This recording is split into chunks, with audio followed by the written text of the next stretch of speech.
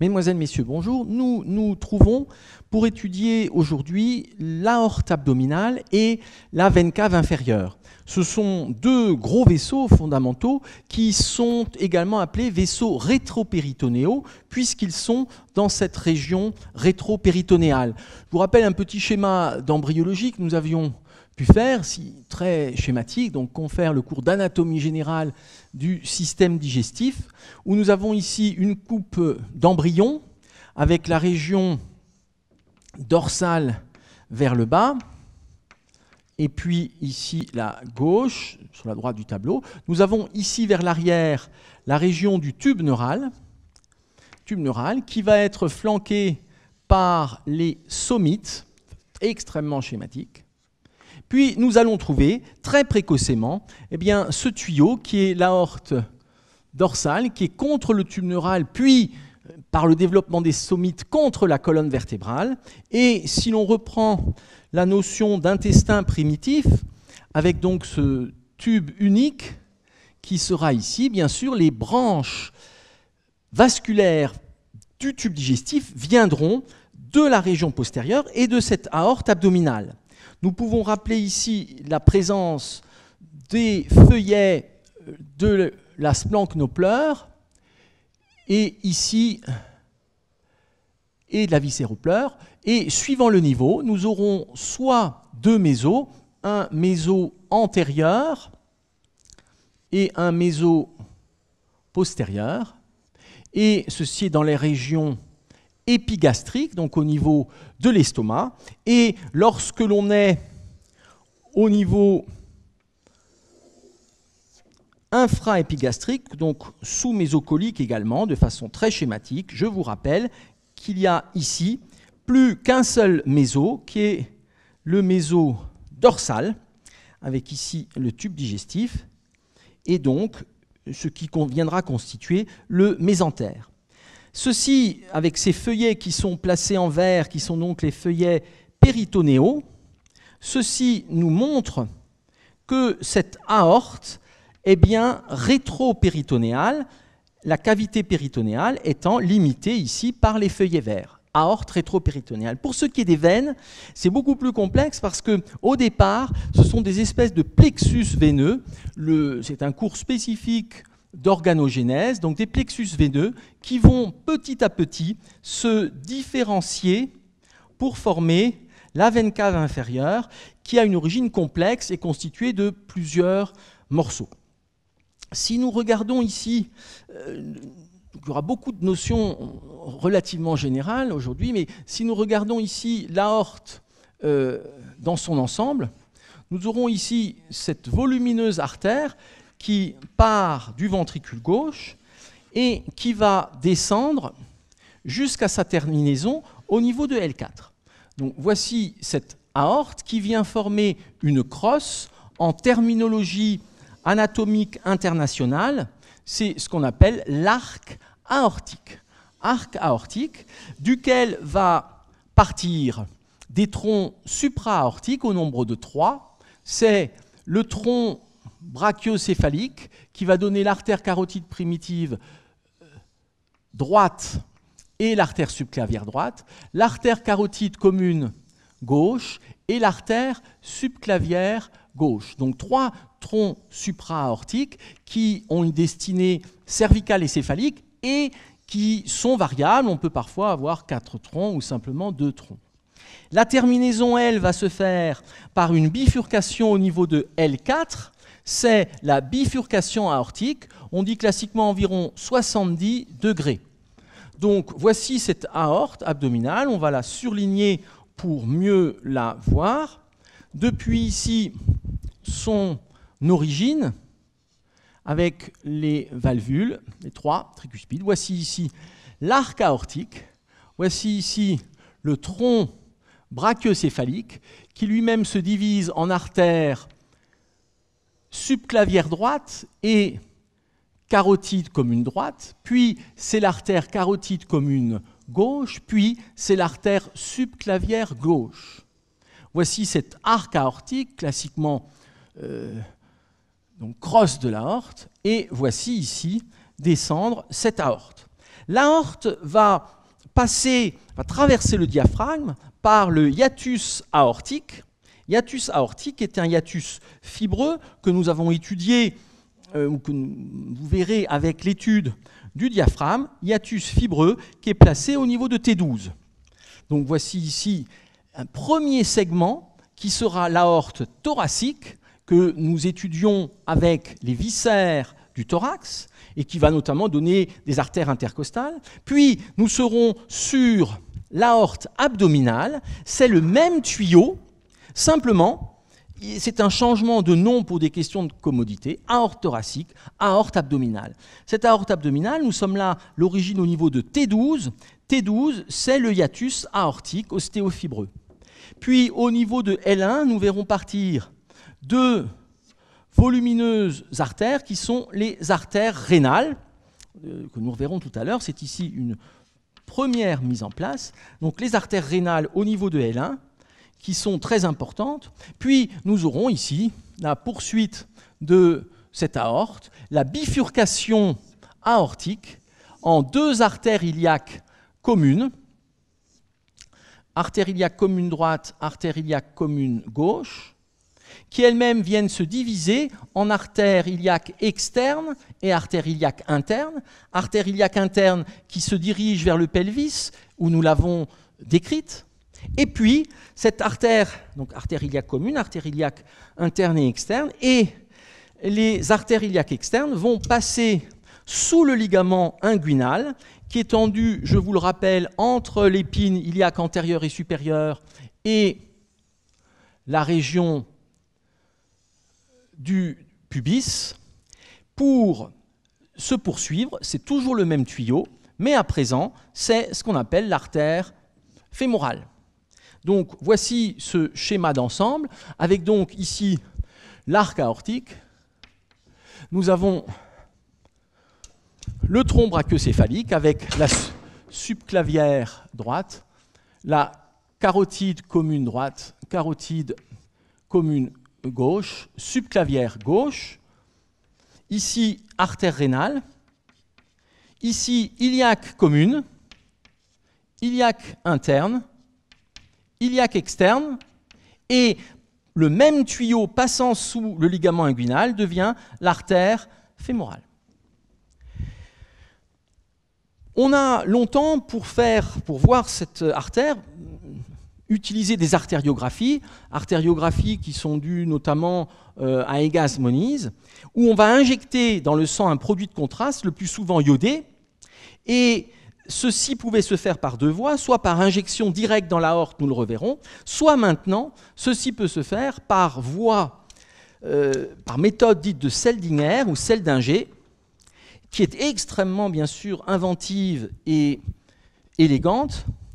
La voie ou méthode de Seldinger, c'est d'utiliser une sonde et d'utiliser la voie fémorale. Et à partir de la voie fémorale, donc Seldinger, c'est la sonde vasculaire, à partir de la voie fémorale, donc c'est un abord très facile dans le trigone fémoral, le pouls fémoral est repérable au milieu du ligament inguinal, épine iliaque antérieure et supérieure, ici la région du pubis, et en rentrant par la fémorale, on peut remonter la sonde et soit faire une aortographie complète en la montant jusqu'ici et mettant du liquide de contraste, mais surtout des artériographies sélectives, c'est-à-dire qu'on peut aller avec la sonde uniquement dans l'artère iliaque interne, uniquement dans une rénale, uniquement dans une artère digestive et faire des gestes soit uniquement d'artériographie précise, soit des gestes d'imagerie interventionnelle. Ce qui est fabuleux aussi, toujours par cette voie fémorale ici, on va remonter par l'aorte abdominale, artère digestive, on peut ici remonter jusqu'à l'arc aortique et on peut emprunter par exemple une artère carotide commune, puis une artère carotide interne, remonter sur les artères cérébrales. C'est-à-dire qu'on utilise l'ensemble de l'aorte, et en particulier la partie abdominale, pour pouvoir faire des gestes interventionnels, y compris sur des artères cérébrales, à partir de la fémorale, en remontant par l'aorte abdominale, thoracique, et puis par les carotides. Ceci tant en imagerie diagnostique, visualisation, qu'interventionnelle pour des gestes. Nous allons prendre maintenant cette aorte abdominale de façon agrandie et représenter ici uniquement donc la partie abdominale et voir les différentes branches. Voici ici cette aorte abdominale, donc, qui est maintenant agrandie. Voilà l'aorte abdominale. Et nous aurons au niveau de L1 le départ des artères rénales. Cette aorte abdominale arrive dans la région en passant sous le ligament arqué médian, c'est-à-dire cette structure fibreuse qui relie les deux piliers du diaphragme, et donc c'est ici la traversée du diaphragme, et nous sommes là au niveau de T12, nous pourrons le redire. Et au-dessus, nous avons le diaphragme. Nous avons donc ici l'aorte abdominale qui arrive dans la région. On va appuyer un petit peu sur le rouge. Aorte abdominale. Et nous sommes là, dans sa première portion, au niveau de T12. Puis, au niveau de L1, nous allons voir la naissance des artères rénales, droite et gauche, qui sont volumineuses, qu'on réétudiera avec les reins et le pédicule rénal. Ces artères sont extrêmement importantes, puisque les reins sont des organes vitaux. On peut vivre avec un seul rein, mais il en faut au moins un. C'est pour ça qu'on peut faire un don de rein, ou qu'on peut effectivement enlever un rein, mais pas les deux. Et c'est ici à peu près 20% du débit sanguin qui passe à ce niveau. C'est dire que ces artères sont très importantes. On est là au niveau de L1. Puis nous avons ici la suite de l'aorte abdominale. Nous sommes là sur un calibre d'environ 12 mm au début et on arrive à peu près à 11 mm vers le bas, un petit peu moins après le départ des artères rénales. Et ceci vient nous mener à la bifurcation aortique. Et on dit classiquement à peu près 70 degrés donc, entre les artères iliaques communes, droite et gauche. Puis c'est la division en artère iliaque interne et artère iliaque externe. Voici ici donc cette aorte abdominale, la bifurcation aortique et la bifurcation de l'artère iliaque commune en artère iliaque interne et artère iliaque externe qui deviendra l'artère fémorale. Il y a une poursuite médiane ici de l'aorte qu'on appelle l'artère sacrale médiane et que nous avons étudiée avec la région du pelvis, artère sacrale médiane. Quelles sont les branches de cette aorte? Donc, origine de l'aorte abdominale, T12, c'est le hiatus aortique. Terminaison, c'est au niveau de L4, bifurcation aortique. Et L4, ça correspond au sommet de la crête iliaque et ça correspond aussi à l'ombilique. Et c'est ce que je représente ici, donc nombril ou ombilique, c'est L4. Donc, ombilique, sommet de la crête iliaque, L4, c'est bien sûr un repère extrêmement facile. Les branches vont être de plusieurs types. Nous allons trouver des branches pariétales pour les parois de l'abdomen, qui vont être des branches qui sont l'équivalent des artères intercostales. Puis nous allons trouver des artères de type rénal et gonadique, et nous allons enfin trouver des artères à destinée digestive que nous avons étudiées avec les viscères de l'abdomen. Donc tout d'abord, premièrement, nous allons regarder les artères pariétales. Artères pariétales que nous allons mettre en orange pour les distinguer des autres. Voici ici les premières qui naissent en artères pariétales. Ce sont les artères phréniques inférieures qui naissent donc directement sous le diaphragme et comme leur nom l'indique, artères phréniques, elles vont se destiner à la vascularisation du diaphragme. Artères phréniques inférieures. Elles sont donc collées à la face inférieure du diaphragme et innervent ce muscle. Artère phrénique inférieure. Ce sont des artères pariétales. Puis, nous sommes là au niveau de T12. Puis, nous allons trouver des artères lombales qui sont des équivalents des artères intercostales et qui vont naître à intervalles réguliers, donc au niveau de T12 et L1. Voilà ici ces artères pariétales. Puis, nous aurons le niveau de L2, L3, L4. Donc voici ici, donc c'est en orange, des artères qu'on appelle les artères lombales ou artères lombaires, qui sont des branches pariétales, équivalents des artères intercostales, et qui vont venir vasculariser la paroi abdominale et cheminer notamment entre le transverse et l'oblique interne, puis traverser le fascia pour aller jusqu'au plan cutané. Donc en orange, ici, ces artères lombales, qui sont des artères pariétales,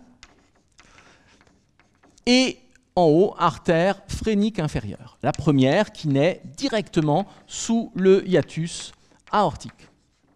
Pour ce qui est de la branche lombale la plus basse, L5, eh bien, on est en dessous de la bifurcation iliaque et la branche lombale L5 va naître de l'artère sacrale médiane, comme nous l'avons vu ou détaillé avec le pelvis. Donc voici ces artères lombales, ici donc L1, L2, L3, L4 et L5. Ensuite, nous avons des artères de type rénal. C'est celles que nous avons dessinées ici, artère rénale droite, artère rénale gauche. Nous poursuivrons leur étude avec les reins. Voici ces deux artères rénales. Donc artère rénale ici, droite et gauche, puisqu'il y a deux reins, qui naissent au niveau de L1. Puis, nous allons trouver des artères gonadiques. Ces artères gonadiques vont se destiner aux gonades, c'est-à-dire chez l'homme aux testicules, artère testiculaire, et chez la femme à l'ovaire, artère ovarique, si on reste proche du latin, artère ovarienne, dit-on classiquement. Ces artères vont naître au niveau de L2. Donc voici ici la naissance des artères gonadiques, c'est-à-dire artère testiculaire chez l'homme, artère ovarique chez la femme. Donc chez l'homme, cette artère va être très longue puisqu'elle va passer par le canal inguinal et rejoindre le scrotum et le testicule. Chez la femme, l'artère ovarique s'arrête dans la région pelvienne, puisque l'ovaire reste intra-abdominal ou intrapelvien. Donc ici, L2, artère gonadique. Et nous pouvons ici rappeler, par un petit schéma à côté, que ces artères ovariques vont être très longues, c'est-à-dire vont ici naître en L2, artère rénale en L1, voilà les artères rénales, et nous aurons ici l'artère gonadique qui va descendre extrêmement bas. Et ceci s'explique par une embryologie que nous avons vue par ailleurs, puisque les gonades ont une origine du néphros et se détachent du bourgeon, on va dire, rénal et gonadique très tôt au cours de l'organogénèse. Donc voici ici, prendre du vert clair, voici ici le hiatus aortique, voici ici l'aorte abdominale, artère rénale, et dans un système relativement proche, puisque l'origine embryologique est commune, nous avons ici cette artère gonadique qui a donc la particularité de naître très haut, L2, mais d'être très longue et de descendre très bas, soit dans la cavité pelvienne pour l'artère ovarique, soit jusqu'au niveau du scrotum pour l'artère testiculaire chez l'homme, ceci pour des raisons embryologiques, puisque les gonades ont pris leur origine au pôle inférieur du rein et ont migré vers le bas dans la cavité pelvienne ou dans le scrotum. Voici ici ces artères gonadiques qui naissent en L2. Nous allons ensuite avoir des artères digestives. On peut rapprocher encore de l'artère, des artères rénales, on peut rapprocher ici l'artère suprarénale, ici l'artère suprarénale supérieure. Pour la glande suprarénale, c'est une petite artère, on la reverra avec le rein, mais autant le citer tout de suite, même si c'est vraiment un petit élément par rapport aux autres, très fins, par rapport aux autres structures. Donc là, artère suprarénale, pour la glande suprarénale, au pôle supérieur du rein, suprarénale. Ici donc les gonadiques, nous sommes en L2. Artère gonadique, c'est-à-dire ovarique ou testiculaire. Nous allons voir maintenant les artères digestives que nous avons détaillées déjà avec l'organogénèse et l'anatomie générale de l'abdomen et que nous allons ici reprendre. Il y a 3 troncs successifs et qui vont être impairs et médians.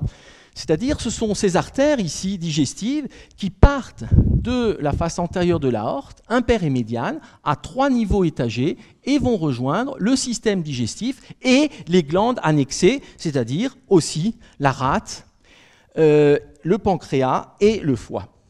Nous allons les mettre, ceci encore une fois pour essayer de distinguer un peu les éléments, nous allons les mettre en rose. Nous allons trouver un premier tronc qui est très caractéristique, qui naît en T12 et qui va être le tronc cœliaque. Ce tronc cœliaque va être un petit tronc d'environ 1 cm qui naît presque perpendiculairement à l'aorte. Donc T12, on est juste sous le hiatus aortique. C'est la 2e série de branches après les petites artères phréniques inférieures. Et ce tronc cœliaque naît ici donc en T12 et va donner ces 3 branches que nous reverrons dans un instant de façon plus détaillée. Nous sommes là en T12 et nous avons le tronc cœliaque, nous referons un détail dans un instant. Puis au niveau de L1, donc ici à peu près au niveau des artères rénales, nous allons avoir un 2e tronc digestif qui est très important, qui est l'artère mésentérique supérieure. Donc ici le tronc cœliaque, artère mésentérique supérieure, en abrégé, artère mésentérique supérieure, AMS. Et enfin, nous aurons l'artère mésentérique inférieure qui naît au niveau de L3. Artère mésentérique inférieure et qui va se diriger vers le bas et la droite. Nous les avons vus en détail, nous les reverrons avec les viscères de l'abdomen. Donc, artère mésentérique supérieure, pour donner un ordre de grandeur, c'est environ 9 mm de diamètre. Cette artère mésentérique supérieure va vasculariser tout l'intestin grêle, c'est-à-dire 5 à 6 mètres d'intestin grêle, plus le côlon droit. L'artère mésentérique inférieure, qui naît ici en L3, donc AMS, artère mésentérique supérieure, naît en L1. Artère mésentérique inférieure, qui naît en L3. Et bien sûr, nous étudierons tous ces troncs de manière détaillée avec l'abdomen. Nous allons ici faire un agrandi de la région du tronc cœliaque. Donc, agrandi de la région du tronc cœliaque, voici ici cette aorte abdominale. Nous sommes là dans sa partie initiale, c'est-à-dire passant sous le ligament arqué médial, contre le corps vertébral de T12, et c'est là la naissance des fibres du diaphragme, comme nous l'avons vu. Nous voyons arriver cette aorte qui va donner au niveau de L1 les artères rénales, qui sont presque horizontales, légèrement obliques vers le bas et le dehors. Voici ici la naissance donc des artères rénales, droite et gauche, donc qui forment un départ caractéristique puisqu'elles sont très volumineuses et donc très repérables. Voici les artères rénales. Donc voici cet agrandi de la région, artère ici rénale, gauche, artère rénale droite. Ce sont toujours des vues antérieures. Et c'est ce qu'on pourrait voir, donc, par exemple, en artériographie conventionnelle. Et puis, on peut aussi faire maintenant des angioscanners ou des angio-IRM en utilisant les flux. Si l'on regarde les éléments, eh bien, les premières branches ici sont les artères phréniques inférieures qui sont contre le diaphragme et qui sont des artères pariétales. Mais cette vue va nous permettre de mieux voir ce qui se passe au niveau ici du tronc cœliaque. Tronc cœliaque qui naît donc en T12. Ici, on l'a dit, c'est un tronc volumineux qui va avoir à peu près 1 cm de longueur et se diviser en 3 branches. Nous allons trouver l'artère gastrique gauche qui va remonter fortement vers le haut et que nous verrons avec l'estomac, comme son nom l'indique, gastrique gauche pour l'estomac.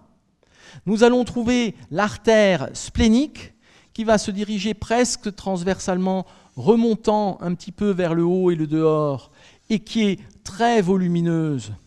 C'est l'artère de la rate, artère splénique. La rate, c'est splène en grec ou lienne en latin, artère splénique. Et la troisième branche, qui va être, elle, dirigée vers la droite, c'est l'artère hépatique commune, puis hépatique propre. Donc artère hépatique commune. Voilà ici donc ce tronc cœliaque qui naît en T12. Tronc cœliaque qui naît en T12. Il y a là de nombreuses variantes, donc il y a une variabilité individuelle. L'essentiel est bien qu'il y ait les branches pour les organes correspondants, estomac, rate, foie, mais elles peuvent naître différemment, c'est-à-dire qu'on peut trouver une naissance avec simplement 2 branches et une autre, ou bien même une branche pour chaque organe. Donc ici, dans ce tronc cœliaque qui naît au niveau de T12, nous avons l'artère gastrique gauche qui va rejoindre l'estomac gastrique. Nous avons ici l'artère splénique qui rejoint la rate. Et ici, nous avons l'artère hépatique commune qui rejoint le foie. Comme dit, on peut avoir une naissance isolée de l'artère gastrique gauche ou de l'artère splénique. C'est le type modal et en gros, c'est 2/3 des gens qui ont cette disposition d'un tronc cœliaque qui se trifurque. Nous pouvons placer en dessous la petite artère suprarénale. Il y a 3 artères suprarénales et une seule veine. Donc ici, nous sommes sur l'artère suprarénale supérieure que nous représentons ici, artère suprarénale supérieure, qui est très fine, mais qui naît de l'aorte. Artère suprarénale supérieure. Puis, nous allons tomber sur l'artère mésentérique supérieure, AMS, qui naît au niveau de L1, donc juste en dessous du tronc cœliaque et légèrement au-dessus des artères rénales, qui sont aussi au niveau de L1, mais légèrement au-dessus. Voici ici l'artère mésentérique supérieure. On l'a dit, un calibre de 9 mm.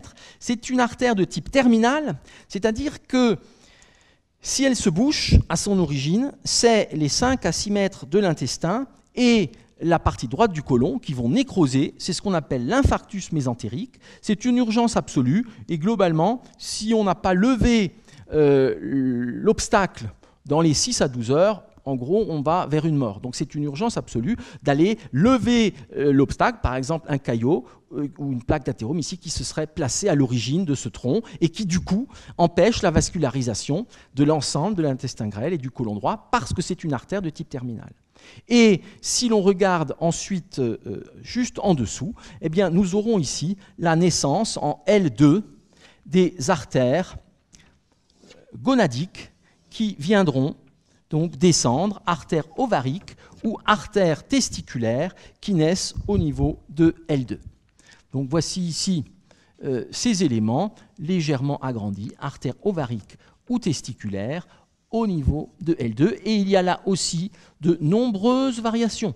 Il existe parfois des artères rénales bifurquées, doubles, des artères gonadiques doubles, ou naissant de niveaux différents. Donc l'essentiel est qu'il y ait bien une artère qui arrive au testicule ou à l'ovaire. Après, sa naissance peut être variable.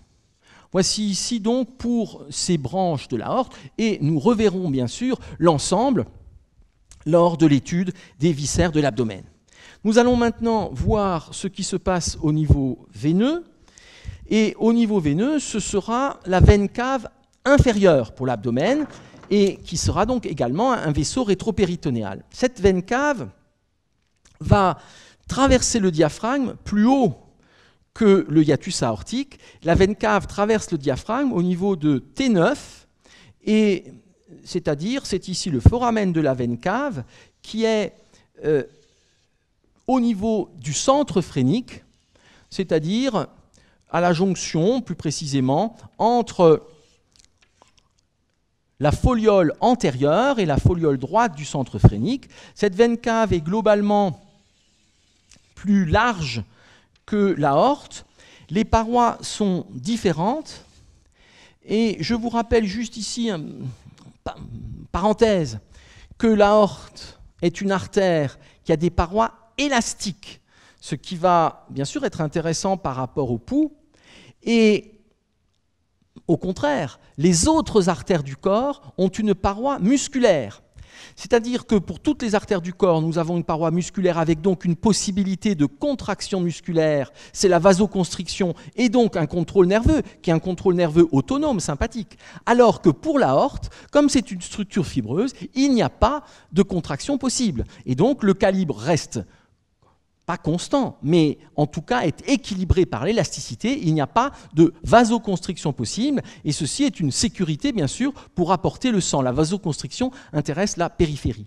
La veine cave, elle, c'est une paroi qui est fine, là c'est une paroi élastique et fibreuse pour l'aorte, alors que pour la veine cave, c'est une paroi fibreuse et fine. Ça veut dire que, premièrement, elle va très facilement se déformer, et deuxièmement, c'est très fragile, c'est beaucoup plus fragile que l'aorte, parce que les parois sont extrêmement fines, donc on peut facilement blesser la veine cave au cours d'interventions chirurgicales, et de même, en dissection, il est très facile de blesser la veine cave. Voici ici cette veine cave qui traverse donc le foramen de la veine cave au niveau du diaphragme en T9. Et ici, donc de façon très schématique, cette veine cave, nous verrons qu'elle a un segment rétro-hépatique. Et ici, nous retrouvons les mêmes dispositions que pour l'aorte, simplement en sens inverse. Ce sont des artères iliaques, des veines iliaques internes et veines iliaques externes qui se réunissent pour former la veine iliaque commune. Les deux veines iliaques communes droite et gauche se réunissent pour former la veine cave inférieure qui vient recevoir notamment ici les veines rénales au niveau de L1. Nous sommes là dans le système cave inférieure. Et ici donc veine cave inférieure. Et nous pouvons rappeler dans ce petit schéma préliminaire qu'il y a par la suite un système cave supérieur. La veine cave inférieure aura un petit trajet, très petit trajet intrathoracique et débouchera dans l'atrium droit. Et à la partie supérieure de l'atrium droit, nous aurons la veine cave supérieure, c'est-à-dire le système cave supérieur, veine cave supérieure, qui va naître de la réunion d'une veine jugulaire et d'un tronc déjà brachiocéphalique droit et d'un tronc brachiocéphalique gauche, eux-mêmes venant d'une veine jugulaire et d'une veine subclavière. Donc voici ici ces éléments. Et donc ce qui est pris en charge par un seul tuyau par l'aorte est ici pris en deux temps. Il y a le système cave supérieur qui draine donc tête et cou et membres supérieurs, tronc brachiocéphalique droit et gauche, qui se réunissent pour former la veine cave supérieure qui se jette à la partie supérieure de l'atrium droit, et ceci, nous le voyons avec l'étude du thorax. Ici, veine cave supérieure, et on dit aussi système cave supérieur. Et entre, bien sûr, nous sommes sur le cœur, dans l'atrium droit. On est là à la limite de l'anatomie générale. Donc, nous revenons maintenant à cette veine cave inférieure, qui est abdominale. Nous allons ici refaire un petit peu la même chose que ce que nous avons vu sur l'aorte, c'est-à-dire faire une phlébographie, c'est-à-dire montrer cette veine cave isolée. Nous redétaillerons bien sûr les éléments au niveau de la description intra-abdominale proprement dite. Cette veine cave va remonter plus haut, c'est pour ça que je vais aller jusqu'au haut du tableau, va remonter plus haut et jusqu'au niveau de T9. Et à partir de la naissance des artères rénales en L1, la naissance des veines rénales ici en L1, eh bien, il y aura une obliquité qui vient se former. Donc, les veines rénales arrivent et la veine cave va devenir oblique vers le haut et la droite, et également légèrement oblique vers l'avant. Ceci pourquoi? Eh bien, parce qu'elle est contre la partie postérieure du diaphragme, et je referai peut-être un petit schéma pour expliquer cette obliquité.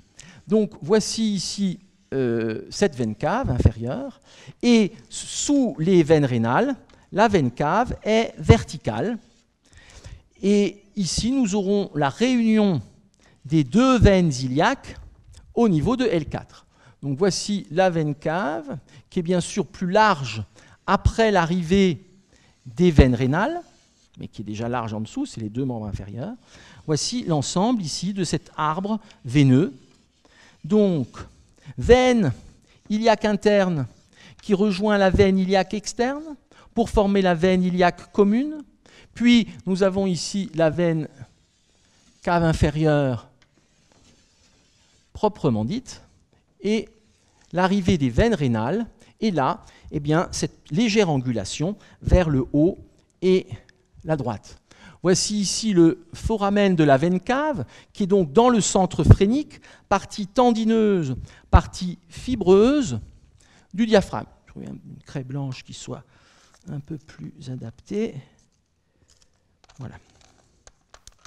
Voici ici donc cette veine cave qui traverse le foramen de la veine cave, centre tendineux, et c'est bien là, de nouveau, un orifice fibreux, ce qui est un avantage, puisque lorsque le diaphragme se contracte lors des mouvements inspiratoires, il n'y a pas de possibilité de compression ni artérielle ni veineuse, ce qui est une bonne chose, contrairement à ce qui se passe pour l'œsophage, qui lui va être dans un hiatus musculaire. Donc nous sommes bien là, dans le centre tendineux du diaphragme, centre phrénique, et donc c'est un orifice ici fibreux.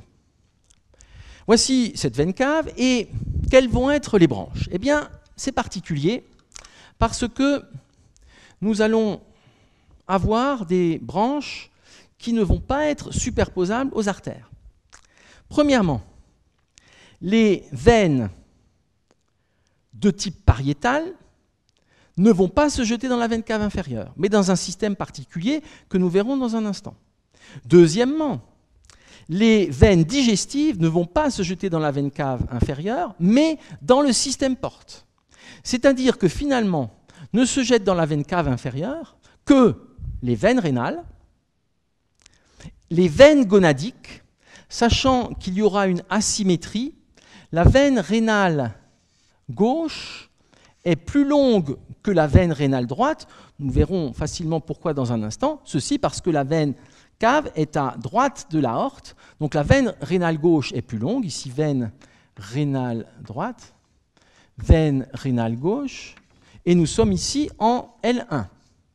Nous allons voir l'arrivée des veines gonadiques, veines ovariques ou veines testiculaires, qui viennent souvent former un aspect plexiforme. La veine gonadique droite vient se jeter directement dans la veine cave, alors que, comme la veine cave est décalée sur la droite, la veine gonadique gauche vient se jeter dans la veine rénale gauche. Il existe bien sûr un certain nombre de variations, et très souvent, comme je vous l'ai dit, c'est en fait une espèce de dispositif plexiforme qui est autour de l'artère gonadique correspondante. Donc ici, veine gonadique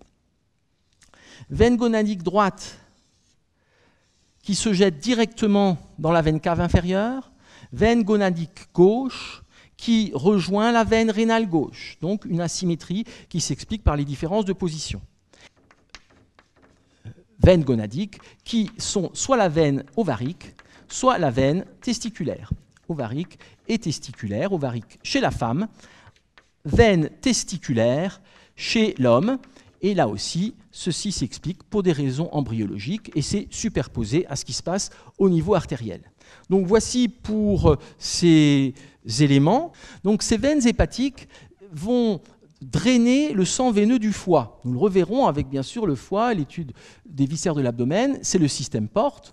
Et il y a 3 veines hépatiques, veine hépatique droite, veine hépatique moyenne, veine hépatique gauche, qui viennent se jeter à la partie toute terminale de la veine cave inférieure et qui drainent donc le sang venu du foie, et c'est la fin du circuit veineux du sang digestif par la veine porte. Donc ces veines hépatiques ou veines anciennement sus-hépatiques qui drainent le foie, et à ce niveau, la veine cave est accolée à la face postérieure du foie et il est très difficile de la disséquer et de disséquer ses branches. Donc nous sommes là sur les veines hépatiques. Il y en a 3 et qui viennent donc du foie. Nous allons voir ici la région donc, du foie, que nous réétudierons bien sûr par la suite, qui vient ici être placée principalement dans la région sous-diaphragmatique droite, mais qui se prolonge par une languette sous la coupole gauche. Voici ici donc le foie en vue antérieure de façon très schématique. Nous pourrons placer ici le fond de la vésicule biliaire comme repère. Nous pourrons placer le ligament rond, ici, qui va venir également rejoindre le foie. Et nous voyons la veine cave passer ici, derrière le foie, donc être cachée. Voilà la veine cave. Et nous la retrouvons ici en dessous. Veine cave inférieure, qui a donc ici un trajet rétro-hépatique. Et ce trajet rétro-hépatique, il est accolé, il est dans une gouttière du foie, et il est très difficile de disséquer cette veine cave inférieure rétro-hépatique. Ceci sera accolé directement au diaphragme, que je représente ici. Puis nous serons sur le centre phrénique, c'est-à-dire que nous aurons là l'orifice dans la partie tendineuse du diaphragme, où la veine cave inférieure va traverser ici le diaphragme, eh bien, pour arriver à avoir un tout petit trajet intra-thoracique et arriver sur l'atrium droit. Donc ici, on est sur l'atrium droit du cœur. Tout petit trajet thoracique. Donc ça, c'est un premier élément. Et maintenant, un autre point que nous pouvons évoquer, eh bien, c'est le système porte. L'ensemble des veines qui sont équivalentes au tronc cœliaque, à l'artère mésentérique supérieure et à l'artère mésentérique inférieure vont passer par un système qu'on appelle le système porte. Ce système porte va drainer donc le sang de l'estomac, du tube digestif, de la rate, du pancréas, et va venir rentrer dans le foie pour ensuite être dissocié en capillaires veineux porte, puis se reconstituer en capillaires hépatiques qui rejoindront la région de la veine cave inférieure. C'est ici, encore une fois, quelque chose qui est à la limite de l'anatomie générale et nous reverrons ces éléments. C'est simplement pour faire le parallèle avec ce que nous avons vu d'un point de vue veineux. Voici ici eh bien, ce tronc porte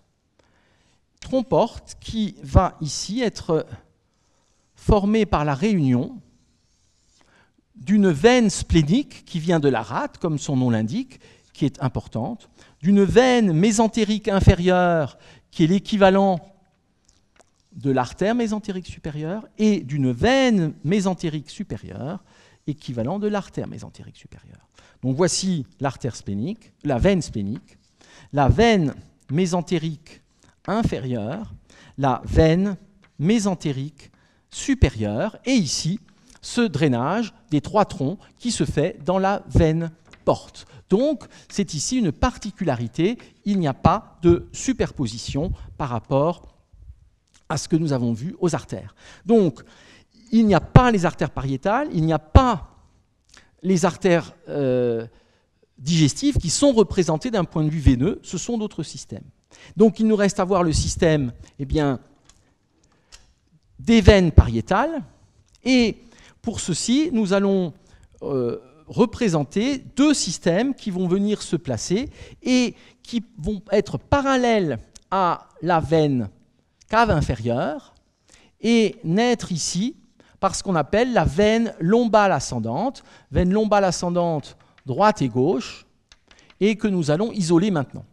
Cette veine lombale ascendante va venir se drainer dans le système azygos, veine azygos à droite, veine hémiazygos à gauche et veine hémiazygos accessoire. Donc, ici, nous montrons la naissance de ces veines lombales ascendantes, et ceci s'explique par le fait, nous l'avions évoqué, que dans l'embryogenèse, à l'origine, il n'y a pas un tuyau comme pour l'artère et l'aorte, il y a un plexus, une espèce d'éponge veineuse, d'où viennent se dégager des axes vasculaires. Donc nous allons faire un agrandi ici de ce qui se passe pour ce système azygos que nous réétudierons par ailleurs. Donc voici ici tout d'abord la veine azygos proprement dite. La veine azygos est à droite et va naître par une racine de la veine ici iliaque commune droite. Donc veine iliaque commune droite, et nous avons veine iliaque commune droite, et nous avons ici la naissance de la veine lombale ascendante. Cette veine lombale ascendante va traverser le diaphragme, puis, traversant le diaphragme, forme ce qu'on appelle la veine azygos.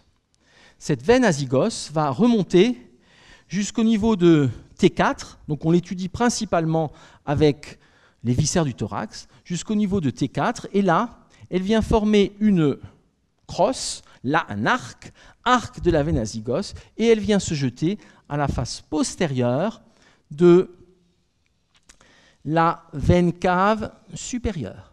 Donc voilà la veine azygos qui a traversé le diaphragme et qui est issue de la veine lombale ou lombaire ascendante. Voilà le niveau diaphragmatique. Donc si l'on revenait ici sur ce système, voilà la veine azygos vient se terminer ici, au niveau de T4, par sa crosse, azygos, T4, et donc elle est remontée tout le long depuis la veine lombale ascendante ici. C'est ce système des veines lombales qui vient drainer les veines lombales ascendantes, ici, qui viennent drainer les veines lombales équivalentes des veines intercostales. Puis, ce sont les veines intercostales jusqu'à T4. Donc, dans la veine azygos se drainent les veines lombales droites et les veines intercostales jusqu'à la 4e. Pour la partie supérieure des espaces intercostaux, c'est un petit tronc supplémentaire qui est assez variable, qui va venir drainer premier espace, deuxième espace, troisième espace.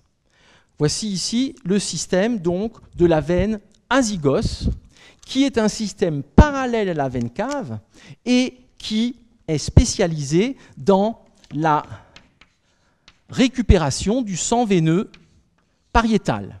Système azygos qui commence ici par la veine lombale ascendante. Là aussi, nous sommes à la limite de l'anatomie générale. Nous reprendrons ces éléments, bien sûr, en détail. Du côté gauche, qu'est-ce qui se passe? On a également une veine lombale ascendante, mais c'est ce qu'on va appeler la veine hémiazygos.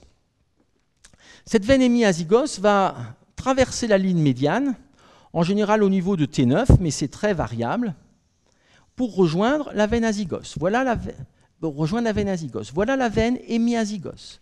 Cette veine hémiazygos va naître de la veine iliaque commune gauche et traverse ici la ligne médiane pour se jeter dans la veine azygos. Veine hémiazygos. Hémiazygos. Et cette veine hémiazygos draine les veines pariétales du côté gauche jusqu'en général à peu près le niveau de T9, puisque ensuite ce sera un autre système, et cet autre système, c'est la veine hémiazygos accessoire, qui vient drainer les espaces, en général, de 8 à 4. Et c'est ce qu'on appelle la veine hémiazygos accessoire. Et ça, nous sommes dans le thorax où nous la reverrons. Je vais reprendre les éléments dans un instant. Ça, c'est l'hémiazygos accessoire. Donc, nous avons là un système parallèle qui ne va pas dans la veine cave inférieure, contrairement à ce qui se passait pour les artères, hémiazygos accessoire, et qui draine le sang veineux pariétal. Et l'ensemble de ce sang veineux, pariétal abdominal, et ici lombal ou intercostal, vient se drainer dans la veine cave supérieure ici, puisque hémiazygos et hémiazygos accessoire se sont jetés dedans auparavant. Donc c'est ici une particularité, ce qui fait que finalement, la veine cave inférieure est très simple et très sobre, avec peu de branches. Il existe des toutes petites branches supplémentaires veineuses ici à la face postérieure du foie, qu'on appelle les veines spigéliennes. Je les mets juste, puisque je vois ça, c'est tout petit, ça correspond au lobe caudé du foie, nous le reverrons avec le foie. Voilà pour ces éléments. Donc, uniquement dans la veine cave, les veines rénales, les veines gonadiques. Départ ici des systèmes azygos et hémiazygos, les veines lombales ascendantes qui forment la veine azygos à droite, veine hémiazygos à gauche, et au-dessus la veine hémiazygos accessoire. Nous sommes là au niveau de T9 à peu près, et ici nous sommes sur le niveau du passage diaphragmatique. Donc confère la description du diaphragme. Nous allons terminer par deux points très sommaires parce que nous les reverrons. Et ici, nous allons voir les rapports de façon encore une fois très sommaire entre l'aorte et la veine cave. Nous les reverrons. Nous allons coupler les deux, ces deux vaisseaux rétropéritonéaux. Nous allons placer ici l'aorte, aorte qui va donc remonter jusqu'au niveau de T12, aorte qui vient présenter ici la bifurcation aortique en L4, niveau de l'ombilic. Je ne replacerai pas toutes les branches puisque nous les avons vues en détail, c'est simplement ici quelque chose de topographique. Nous avons ici cette aorte, nous en placerons les contours appuyés dans un instant. Voici ici le hiatus aortique avec les piliers du diaphragme, ligament arqué médian. Et nous allons trouver la veine cave sur le flanc droit, c'est-à-dire au côté droit de l'aorte. L'aorte est quasiment sur la ligne médiane. On est ici sur la ligne médiane. Alors que la veine cave inférieure va, elle, être décalée du côté droit. Voici ici la veine cave inférieure, qui est donc placée à droite. On l'a dit, elle est en général légèrement plus large et qui vient de la naissance de deux veines iliaques. Cette veine cave inférieure, après les veines rénales, nous l'avons dit, vient remonter obliquement vers le haut et la droite et aussi vers l'avant parce qu'on est contre la partie postérieure du diaphragme. Et cette veine cave vient présenter ici les veines rénales. Alors, nous pouvons placer ici pareillement le foramen de la veine cave inférieure, c'est-à-dire nous sommes là dans la traversée du centre phrénique, la traversée du diaphragme, et nous pouvons ici représenter maintenant les choses en traits un peu plus appuyés. Voici ici cette aorte abdominale avec artère rénale droite, artère rénale gauche. Nous avons ensuite la veine cave, que voici dans sa partie terminale. Veine cave qui reçoit des veines rénales. Ce sera la veine rénale droite et ce sera la veine rénale gauche. La veine rénale gauche va passer entre l'aorte et l'artère mésentérique supérieure. Artère mésentérique supérieure, donc qui naît au niveau de L1, que nous avons déjà représenté. Voilà l'artère mésentérique supérieure, je la remets en rose.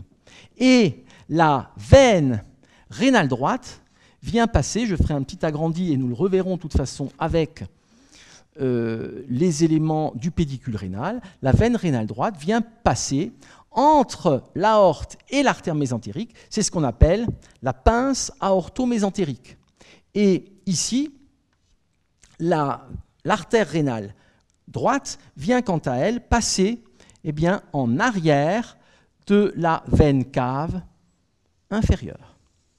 Donc voici les éléments, aorte, artère rénale droite, qui passe en arrière de la veine cave inférieure, artère rénale gauche, ici la bifurcation aortique en L4, environ 70 degrés, artère iliaque commune. Et nous avons ici donc la veine cave inférieure, la veine rénale droite et l'artère qui passe en arrière de la veine cave. Donc voici cette disposition. Nous pouvons ici appuyer un petit peu sur les éléments. Donc voici cette disposition. Nous avons la veine rénale droite qui passe dans la pince aorto-mésentérique.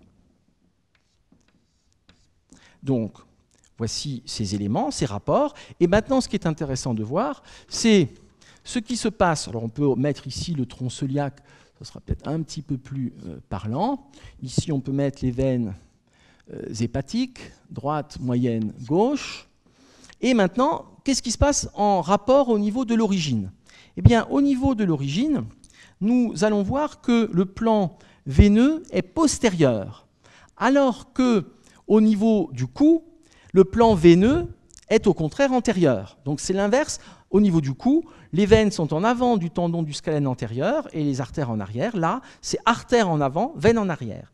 Et nous pouvons ici poursuivre ces éléments. C'est le tronc donc iliaque qui vient donner l'artère iliaque interne et l'artère iliaque externe.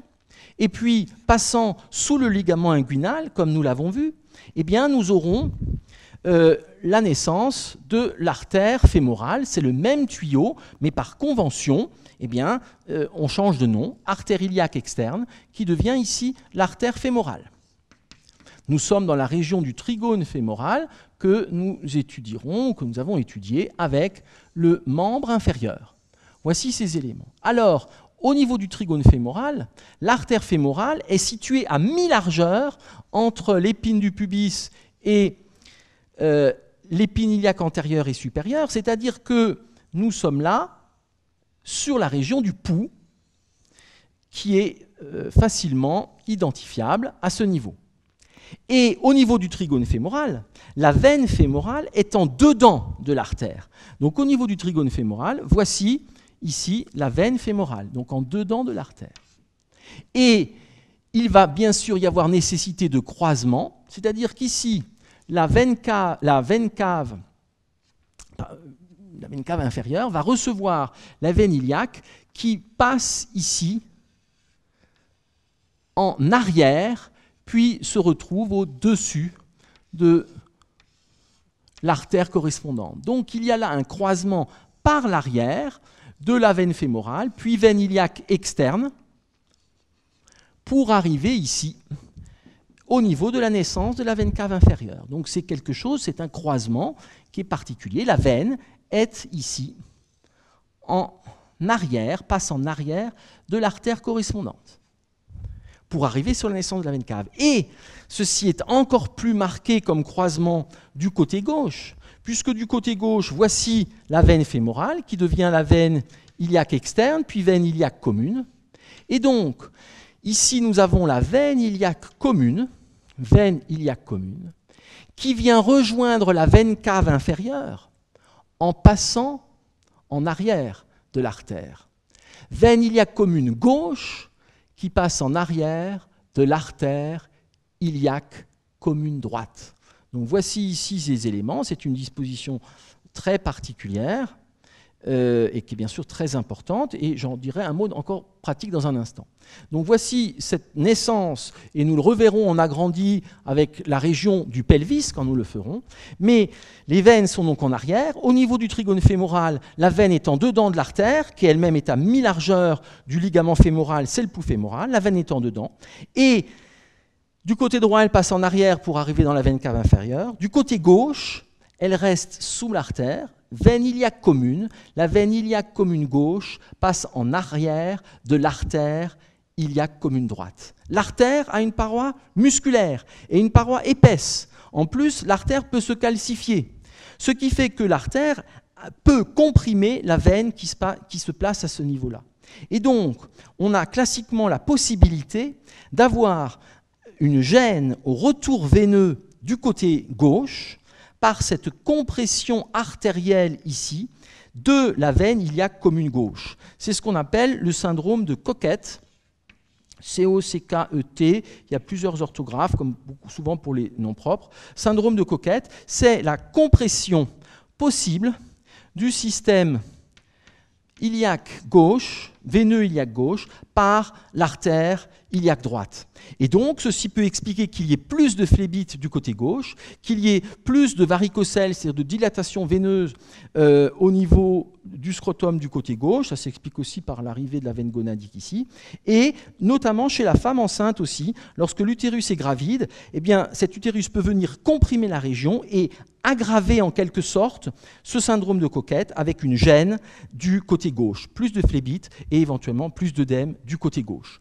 Nous allons terminer par un tout petit point qui sera, que nous aurons largement l'occasion de revoir, qui est une petite coupe, donc tous ces éléments nous les reverrons, qui est une petite coupe axiale, pour montrer ici une section d'une vertèbre lombale. Voici le corps, voici le foramen vertébral, l'arc neural, le processus épineux, donc sectionné. Nous pouvons rappeler ce que nous avons vu dans d'autres cours, avec les cours sur la paroi abdominale, que vers l'arrière, nous allons trouver ici un groupe musculaire qui sera le groupe des muscles érecteurs spinaux, donc que nous avons vu dans d'autres cours. Puis nous verrons que de chaque côté de la colonne, il existe un système qui est celui du muscle psoas, donc chaque fois nous avons bien sûr un élément de fascia. Nous avons le muscle psoas qui vient s'insérer ici sur la colonne par un certain nombre d'arcades fibreuses que nous aurons l'occasion de redétailler avec le membre inférieur et avec la paroi de l'abdomen. Là aussi un fascia, c'est le fascia iliaca et une colonne musculaire. Puis sur les côtés, nous aurons la naissance des muscles larges de l'abdomen. C'est ici le transverse, c'est ici le muscle carré des lombes qui partent sur les côtés. Et nous pouvons placer quasiment au milieu, au flanc antérieur de la colonne, voici ici l'aorte abdominale que voici. Et sur le flanc droit de l'aorte abdominale, nous trouvons la veine cave inférieure. Veine cave inférieure qui peut être plus ou moins vide par aspiration de sang et avec, notamment chez le sujet anatomique, un aspect qui peut être complètement aplati. Ce sont non pas des parois élastiques, mais des parois fibreuses. Voici la veine cave inférieure. Quant au système azygos, à ce niveau, c'est la veine lombale ascendante, et la veine lombale ascendante est ici en profondeur du psoas de chaque côté. Nous sommes là sur la veine lombale ascendante. C'est ici, vous l'avez bien sûr compris, une coupe axiale, avec derrière le plan du grand dorsal, ici, et de son fascia, et ici le plan donc cutané de la région. Nous avons là la gauche et l'avant, et nous sommes bien là dans des vaisseaux qui sont rétropéritonéaux, collée contre la colonne, c'est la partie la plus postérieure de la cavité abdominale. Mais n'oublions pas qu'il y a ici ces récessus, c'est-à-dire sur la partie médiane, la colonne vient très en avant, mais les reins vont venir se placer ici dans ces gouttières, comme on le reverra dans le cours suivant sur les reins et la fin de cette région rétropéritonéale. Voici pour ces éléments à la fois très simples, limites de l'anatomie générale, aorte abdominale et veine cave inférieure. Je vous remercie pour votre attention.